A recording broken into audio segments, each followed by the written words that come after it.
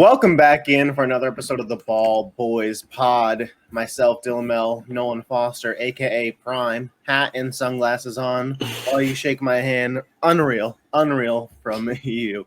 But we got a good episode today. Week 3 of the NFL. I think it was the best week yet. We did do some best bets talk. I told you that I thought the Dolphins might be a trap because I felt like this was upset week. I was kind of right. It was upset week, not for the Miami Dolphins. Speaking of which, let's just quickly hop into this best bet recap here. Nolan, you promised a 3-0 week. You did not deliver. You delivered a winning week, though. So yes, progress. That's what's most important. Nolan had, of course, Dolphins minus 6.5. We'll get to them later in the show. Ravens minus 8.5. Does the loss to the Colts concern you at all, or for you, is this just one of those, and it happens in the NFL? It was sloppy. The refs were not on their top game. So, yeah, sloppy weather. It's NFL talent. Shane Steichen's a good coach. I think the Colts are better than we gave them credit for going into the season. So, obviously that's a team that the Ravens should beat, but it happens, especially early in the year. And you had Steelers plus 2.5. That hit. They straight out won the game. We're going to talk about the Raiders a little bit later, but the Steelers now 2-1 with the Bengals at 1-2 after their win last night. This division really feels like it can go anybody's way. I don't know. I still don't buy into the Steelers winning it, but they beat the Raiders. And then for myself, true. I also went 2-1. I had Chargers +1. I told you it was a pick'em. I told you they were the better team. They were. Snuck that out. Hey, win's a win. Win's a win. Then I had the Lions -3. That was from start to finish cover. I tried to tell you. Gosh. Desmond Ridder ain't the truth. He ain't the truth. And then I had Jags -8.5. So the -8.5 got us both. We thought we were being sneaky. We were taking the 8.5s instead of the 12.5s, and one of the 12.5s, that team lost. We'll get to them, but Chiefs won. Chiefs covered. For the Jaguars, easy. I'm not worried per se. However, I will say this. The Jaguars losing to the Texans made me think they're not ready to take that leap this year. A lot of people talked about them taking that leap and potentially being an AFC title team, a Super Bowl team. I find it hard to believe that in a loaded AFC, if you're losing games to the Houston Texans, you're ready to go on a playoff run where you beat Buffalo, Baltimore, Cincinnati, Cleveland, Kansas City, Charger, like 2 of those 3 to get to an AFC title game. So that's where I'm at with the Jags there. But those were our best bets. Brings my season record to 6-3. Nolan 4-5. So a winning week away from above 500. Baby steps, bro. We're gonna get there. We had to start somewhere, and I think we got the train rolling now. Yeah. You may have had a little mic mishap there. I'm not sure what was going on. It sounded like it was. Every time you talk right now, it sounds like it's going. I don't know if you want to unplug, replug. But let's move forward here. Talk about the Philadelphia Eagles, who played on Monday night, last night, got the win over the Buccaneers, a scoregami of 25-11. So it's nice to see that. But the Eagles, you see the caption. That's the question. Are they all the way back? They're not all the way back, but they're close. Yeah. We mentioned this. They're still they're not on their A game yet, and we're pinpointing some critiquing stuff because they didn't win by 21 points. So like we mentioned, they had an easy schedule to start the year, and it's paying off. New OC, they're getting the groove back, and I think last night was the first night where the passing game kind of looked good. Yeah, wasn't great, but definitely steps in improvement. And defensively, D-line looks great. Jalen Carter, sack, fumble. He was all over the place. Defense looked really good, and I'm excited for next week because they play the Commanders, and you know how that game went against the Bills. So excited to see that legit home opener. I know that Thursday night was, but this is like the legit home opener, and see how that game plays out. Yeah, I'm uber excited about what we got going on in Philly right now with this schedule, because if we played some harder teams, I'd imagine there'd be a loss on that schedule. But schedule makers blessed us. The passing game, it looked better last night. AJ Brown, obviously, we knew he was going to get the ball, demanded it, basically, and he dropped 2 touchdowns that they were trying to feed him. He still doesn't have a touchdown on the year. It's not going to be on best bets, but him versus Washington, I'd bet him to score. They're going to try again and feed him in the red zone. He wants that first touchdown. He's hungry for it. Jalen, 2 interceptions. The first of which I think I blame DeAndre Swift. It seems like he ran the wrong route. Maybe Jalen got the play wrong, but if I had to guess, I'd say the running back, who it's his third or his second time being the lead guy, is the one who didn't get it right. And the second interception was just a hell of a play. I mean, Jalen was taking a shot to Smitty in the end zone, and I feel bad because I don't know the safety's name, but he just wasn't able to come up on it. The Eagles' defense looks back. That's what I will say. With Bradbury and Blankenship out there, Sidney Brown, that D-line, Jalen Carter is Defensive Rookie of the Year as far as I'm concerned. They look back. That Tampa Bay offense had been moving and grooving for the past 2 weeks. Granted, it was Minnesota and Chicago, 2 really bad defenses, but held to 11 points, and you only scored because the Eagles were up, what was it at that time, 22-3? 22, yeah. Yeah, so you only scored because the Eagles are playing soft coverage, essentially. And Mike Evans made not 1, but 2 ridiculous catches to keep that drive going. So at a certain point, hats off to Mike Evans being a top-tier talent. But that Eagles defense is back. I will say that. And Sam Howell is in for a day on Sunday. That Eagles offense, my one buddy tweeted this, and I thought that I didn't think it until I read it. He said, man, look at the difference between the energy and how much fun that defense has out there compared to when that offense is out there. I haven't seen a smile from any player on that Eagles offense besides DeAndre Swift on Thursday night versus the Vikings. And it's true. I mean, Jalen Hurts, he's not normally an emotional guy, but not a single smile, 3-0. AJ Brown. They're on a mission this year. I hear you. Just AJ Brown. They were 2-0. He's mad he's not getting the ball enough. He says him and Devonta Smith this offseason are 2 wide receiver ones. Then when he's not the wide receiver 1 for 2 weeks, he's kind of mad. Yeah. It's just, we'll see. I think it'll come around. I think the schedule, again, there's still 3 pretty easy weeks here. It's Commanders, Jets, Commanders.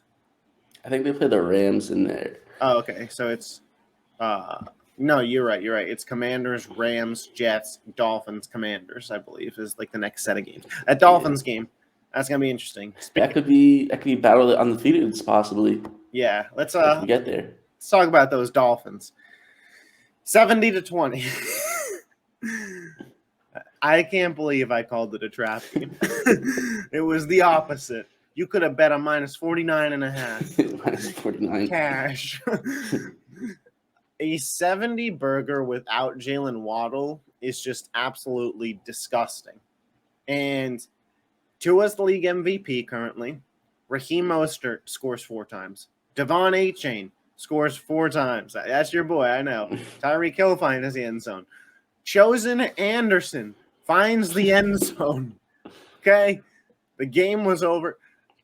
I'm sorry. I don't think Russ is the guy. You can't blame Russ.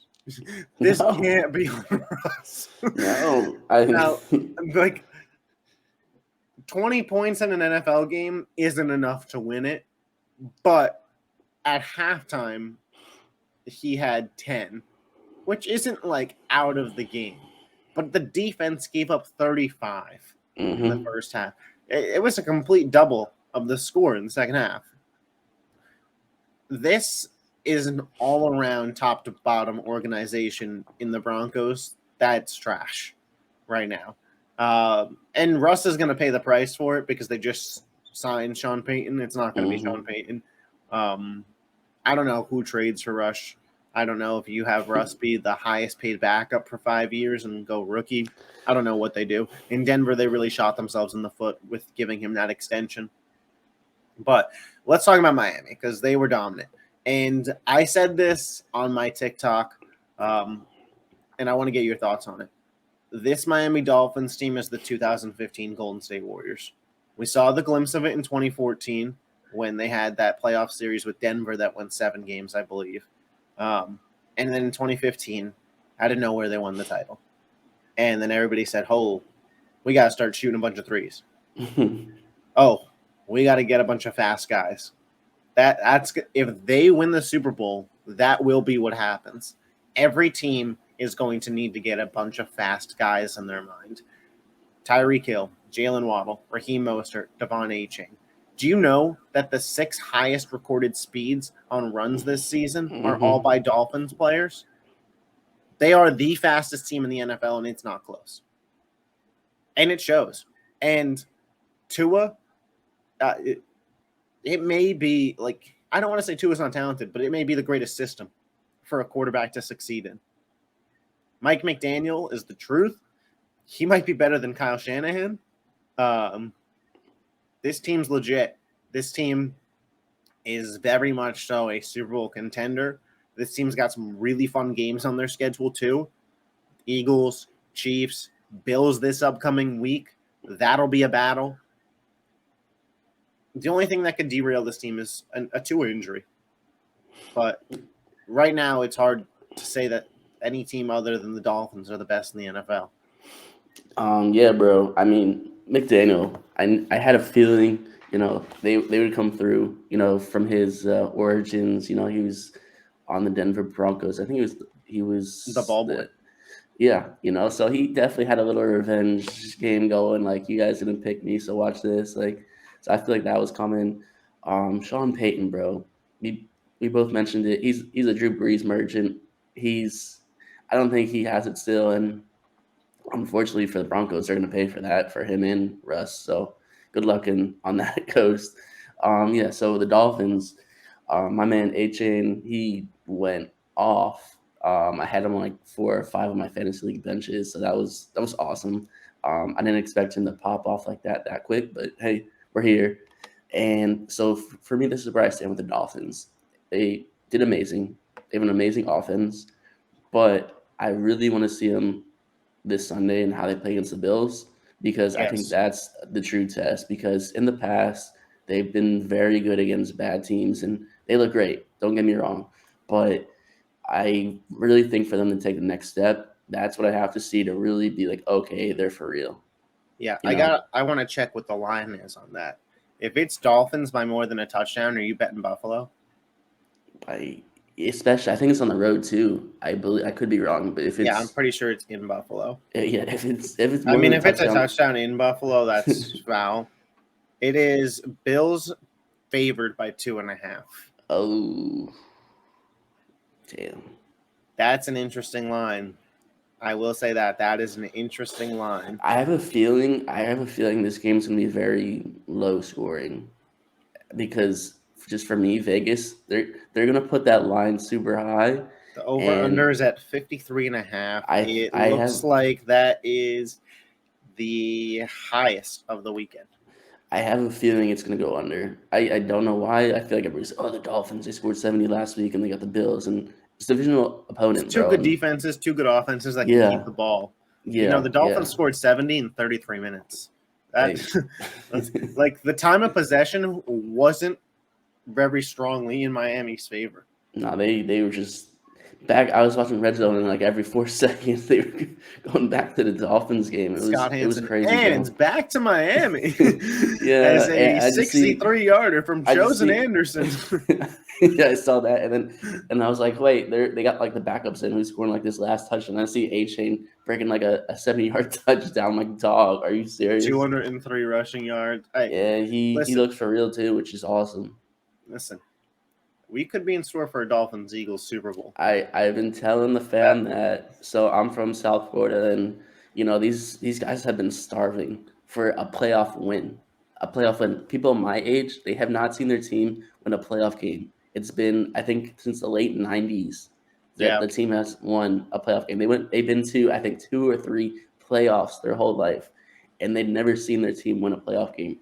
So you could imagine how crazy They're going to win it one is this already. year if Tua's upright. For sure, especially it could be at home mark too. that one, yeah. But I tweeted it last night. I said, so Dolphins-Eagles Super Bowl. Right now, to me, that'd be nice. They are a clear. Those two teams are a clear tier above. And I get it. People are going to come for me with San Francisco. I don't believe in Brock Purdy. I don't believe in him. So last night, I think it was Troy Aikman or Joe Buck. I forget. It might have been Aikman. And he was talking about Brock Purdy and saying how great he was, how great it was to watch him. I'm like, dog, did you watch the game on Thursday?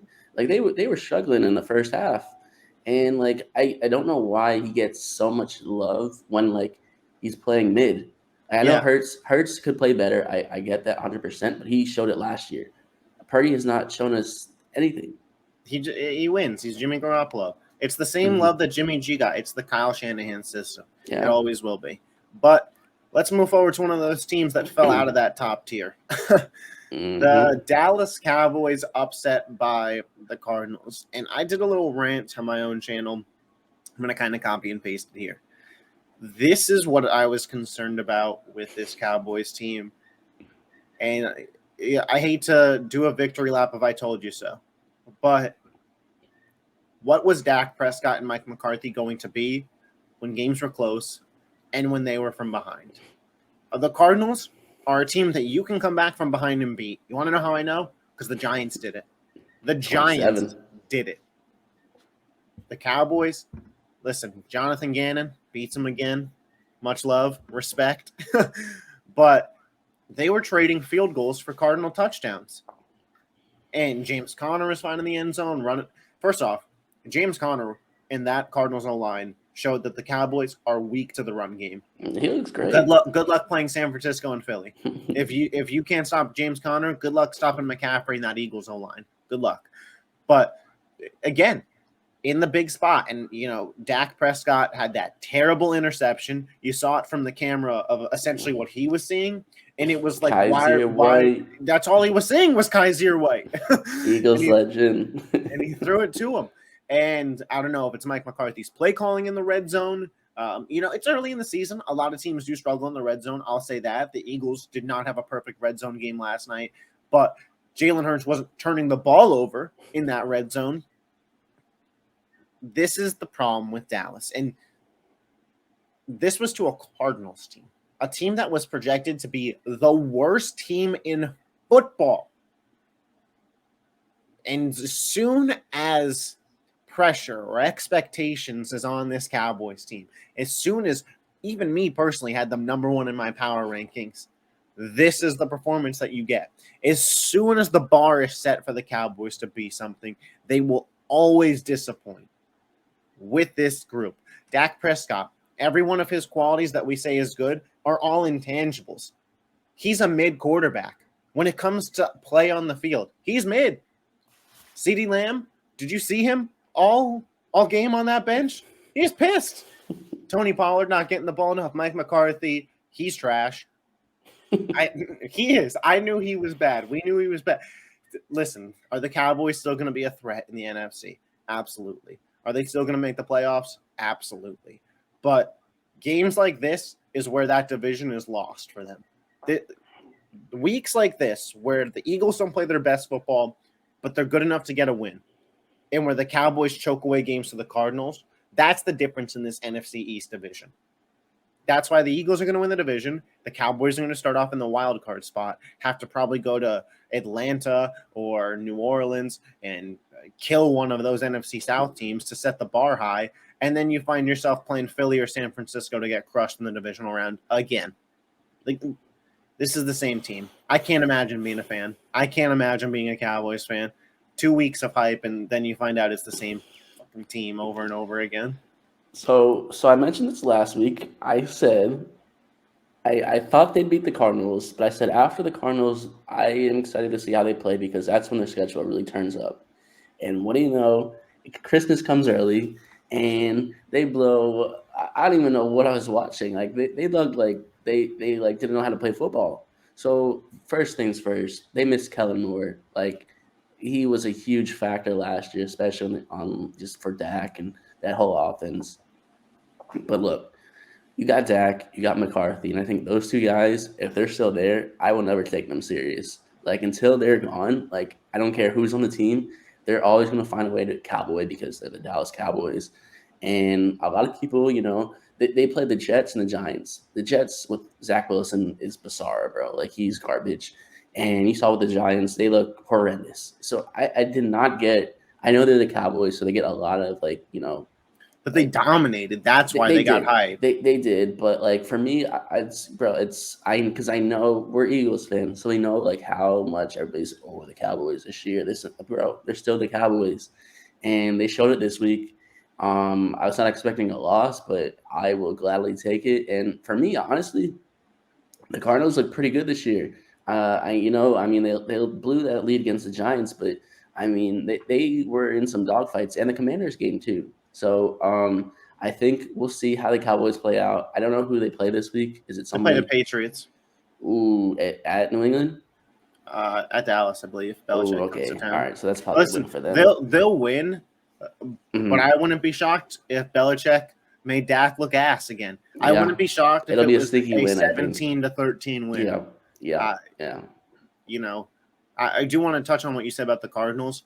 They look like a team that maybe should try and work it out with Kyler and use those 2 draft picks on an O-line and a weapon. That's what they look like. Maybe that offensive lineman out of Penn State and Marvin Harrison Jr. and keep Kyler. They look like a team with fight. I mean, this team with Kyler Murray is probably 2-1. I doubt if they have Kyler Murray, they blow that Giants game. Maybe even 3-1 or 3-0. Commanders, Yeah, they look like a team that, I thought Jonathan Gannon was going to be bad, but he's got this team playing better than unfortunately. Better than they are. I mean, it's not unfortunate. I'm not rooting for the guy's downfall or nothing, but I am. I respect it. But let's move forward to what's going to be the juiciest topic going around today, for sure. Davante Adams. He in the post-game press conference basically said he doesn't have time for a rebuild. That was the general gist of it. He said that he came to this team to win, not to wait for them to figure it out, basically. And the truth of the matter is he came to that team to play with Derek Carr, and then they shipped Derek Carr out.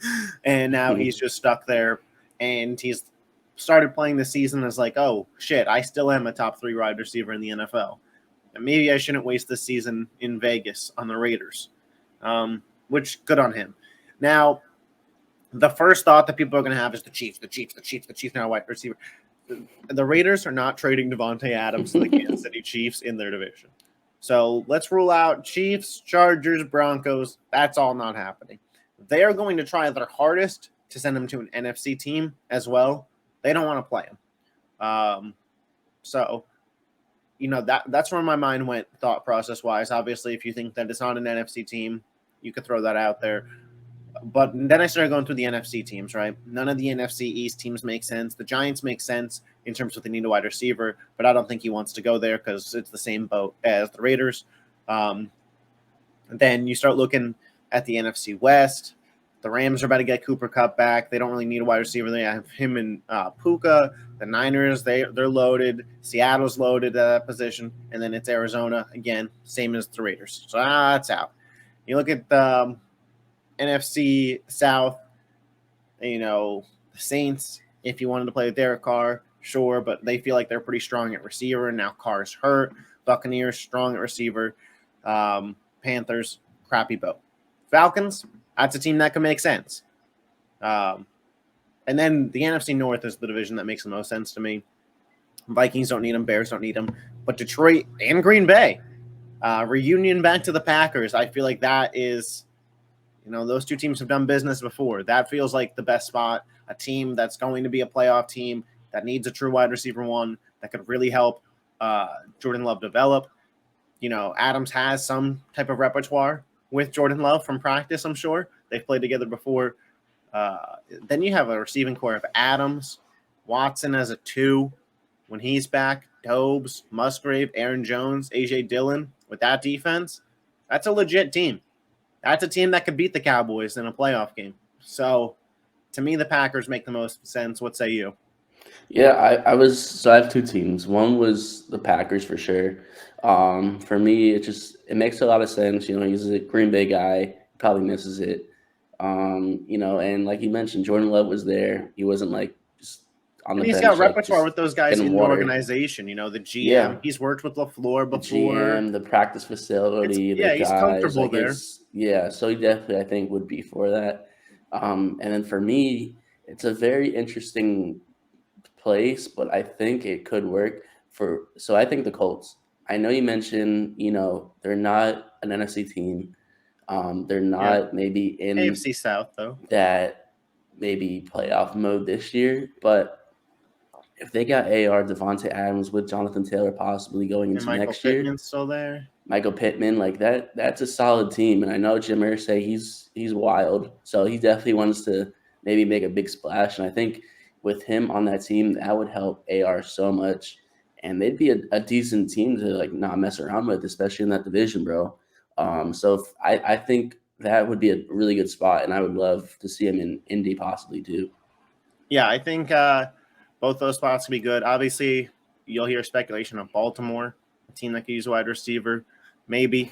I feel like Baltimore. It's always Baltimore when it comes to wide receivers, but it's never Baltimore that gets them. You could hear Cleveland, him and Amari Cooper potentially, especially now that Nick Chubb's out. Cincinnati, no. Pittsburgh, no. Just running through these teams. Bills, Miami, no. Jets, no. Patriots, I mean, maybe, but please, Devontae, don't do that. Don't leave one Jimmy G for another. Like you said, the Colts, the Jaguars, I think that they're fine at weapons. Texans, they seem like they got a lot of wide receivers that they're trying to work out right now. You don't need to add. I mean, it's Devontae Adams. You wouldn't say no, but and the Titans no. So yeah, I think the Packers are the clear choice, but I don't hate the Colts idea. And I do. I didn't send you this. This is going to be on the fly here, but I want to preview the Thursday night game because we're not going to be here until Friday.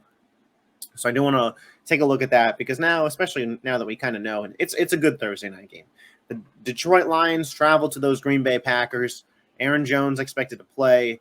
It looks like Christian Watson is still rumored to be out. I can't stand this, bro. It's been 4 weeks, and it's like Christian Watson. Just suit up, please. I need you. Yeah, that's a fantasy owner talking right there. But listen, both teams 2-1. Whoever wins this matchup, I mean, they are leading the division. Detroit favored by 1.5 points on the road. David Montgomery, I doubt he plays. Christian Watson, I doubt he plays. It feels like Aaron Jones is gonna play. Practiced all last week and then didn't play. Kind of feels like they were saving him for this Thursday game. Yeah. But yeah, I have a tough time picking a winner here. I have a sick feeling that Green Bay is going to pull it out, and that I wanted Detroit to be good this year, but I think Green Bay is going to pull it off. I think Green Bay is going to beat them at home in Lambeau. I think Jordan Love is going to get another text message from Aaron Rodgers saying, "Good game, my boy." I think Aaron Jones will be able to run all over this defense and be effective in the passing game again, like we saw week 1 versus the Bears. He was a weapon that they used everywhere. Dobbs, Jaden Reed, Musgrave. There's no clear-cut guy to defend. That secondary is a little weak, and I'm excited to see it. Do you have the Lions pulling this off, or do you have the Packers taking stronghold of this division? I got the Packers. I think, they're at home. and I think what we saw was Detroit. They struggled a little bit, against the Seahawks. I know the Falcons. They were 2-0, but they were a fake 2-0. They're not a good team. But for me, winning in Green Bay is not easy. Divisional game, and I think that Packers defense is legit.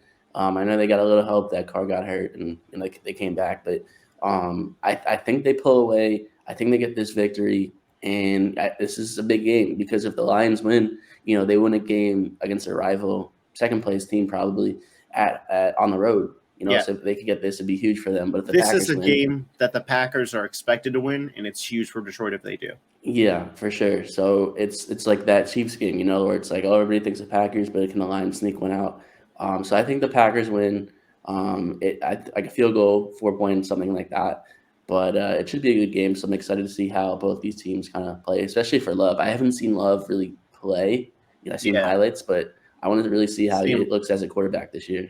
Yeah, from what I've seen, composed, cool, collected, pretty calm. I mean, that's expected when you've been training for a while in the system behind Aaron Rodgers. That Detroit offense doesn't always travel on the road, even in Kansas City. And week 1. And real quick too, Jahmyr Gibbs. What does that team do? I'm not a fantasy owner. I'm just like Jahmyr Gibbs. They look like they're doing the same thing they're doing to DeAndre Swift. I haven't seen Jahmyr Gibbs for a full game since week 1, if I'm being honest. I haven't sat down and really watched a Lions game like that. Jahmyr Gibbs got the bulk of carries this past week, 17 for 80. So what is that? 4.7 per carry. Lead back. Just didn't find the end zone. I feel like if he found the end zone there, we wouldn't be having this conversation. But they have 3 backs out there: Craig Reynolds, Zonovan Knight getting carries. Jahmyr Gibbs is my worry fantasy-wise. It's not the goal line. Like for me, they're just not really designing plays for him. Like they're very just generic running back reads and whatnot, and they're not really letting him explode. It feels like they're like very much so taking their time with getting him in the system. And I don't know what's going inside there. I don't know if maybe he looks flustered at practice with too much information. I don't know. But 1 catch for 2 yards this past week. I mean, only 4 people caught the ball for Detroit, which is kind of crazy. But, he was one of them, I guess, in that sense. But Sam Laporta, how about him? I mean, huge weekend for him. He definitely looks like the second receiving option for that Lions team. Beast. I'll be interested to see what he does in a divisional game. I think it'll be close. I think it's going to be a fun game. I think it's going to be a much more entertaining game than last week's 49ers-Giants blowout. But, yeah, I'm excited to see this Packers offense on a short week, too. What can Jordan Love do on a short week? Part of that, maybe you do take the Lions and Goff because he's a vet and he's willing. He's already knows that quick turnaround, and Jordan Love doesn't. Also, a lot of expectations going into this game for Jordan Love. Packers are 2-1. Fans think that they could win that division now, and this is a game to do so. So it'll be interesting. The lights will be on bright Thursday night already in week 4. Be sure to drop your predictions in the comment section below.